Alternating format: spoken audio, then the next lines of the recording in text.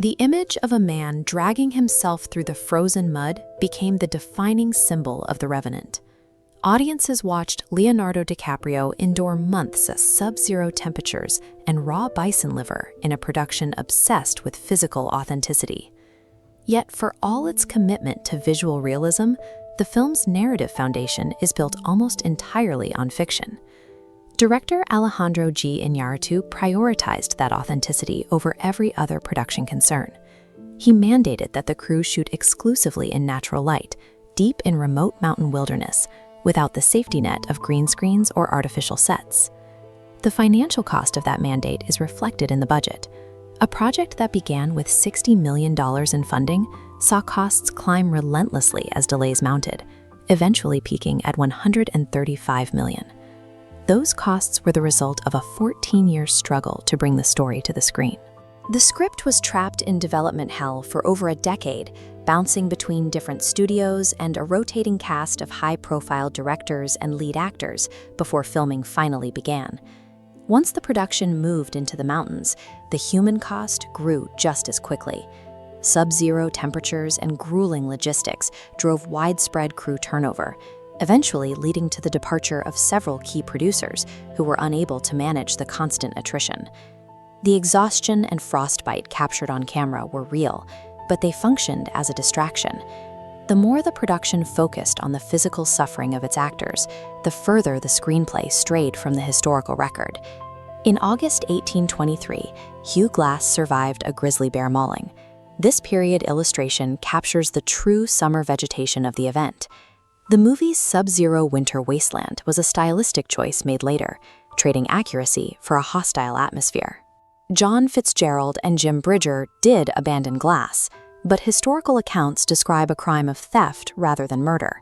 They stripped Glass of his rifle, knife, and basic survival gear, leaving him to crawl towards civilization to reclaim what they had stolen. The filmmakers used the frozen setting to amplify the drama, creating a much more intense version of physical survival. While this succeeded visually, it replaced the practical difficulties of a summer trek with a fictionalized battle against the elements. The most significant fabrication in the film is the murder of Glass's son. In reality, there is no evidence that Hugh Glass ever had a child, meaning the tragedy that drives the movie's entire plot never took place. In 1823, a precision flintlock rifle was a frontiersman's most valuable possession. The real Hugh Glass endured his 200-mile journey to recover his stolen equipment, seeking the restoration of his property rather than the blood of a killer. The movie ends with a violent hand-to-hand death match in the mountains. Historically, Glass caught up with Fitzgerald months later, finding him protected by the U.S. Army after enlisting as a soldier. Instead of enacting revenge, Glass settled the matter peacefully. The Army officers who heard his story returned his prized rifle and paid him $300 in compensation for his ordeal. Curious, surviving a bear mauling and crawling across the wilderness is an incredible feat of human endurance.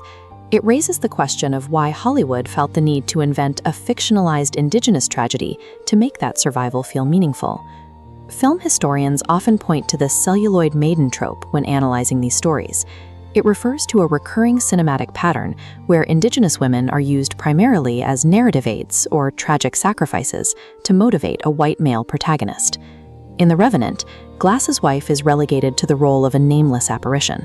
She appears as a series of visions and psychological cues, serving only to keep the white hero focused on his mission of revenge.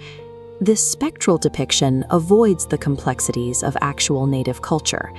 Instead, the film uses Indigenous trauma as a scenic backdrop, turning the history of the Pawnee people into a secondary element of Glass's internal struggle.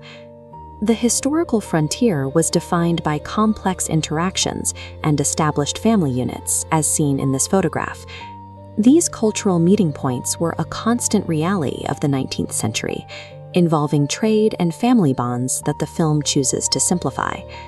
By transforming the Pawnee wife into a ghost, the film effectively silences her historical perspective. Her life is erased so the audience can concentrate on the white narrator's point of view. The character of Pawaka offers a rare moment of Indigenous realism. Her subplot involving abduction and sexual violence reflects the harrowing conditions many Native women faced within the colonial trade networks of the era. During the 19th century fur trade, Native women were frequently viewed as commodities by trappers and soldiers. While the film briefly acknowledges this cycle of abuse, it quickly returns to its primary focus on Glass's personal quest. Modern activists identify a profound connection between this historical devaluing of Indigenous bodies and the current crisis of missing and murdered Indigenous women. They argue that the violence shown on the 19th century frontier established patterns of neglect and silence that continue to affect communities today.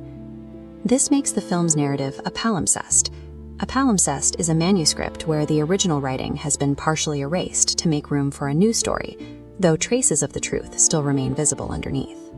The Revenant succeeded in capturing the physical intensity of survival, but its lasting legacy is more complex. It overlaid a fictional revenge myth onto the frontier, further marginalizing the real, complex stories of the people who lived there.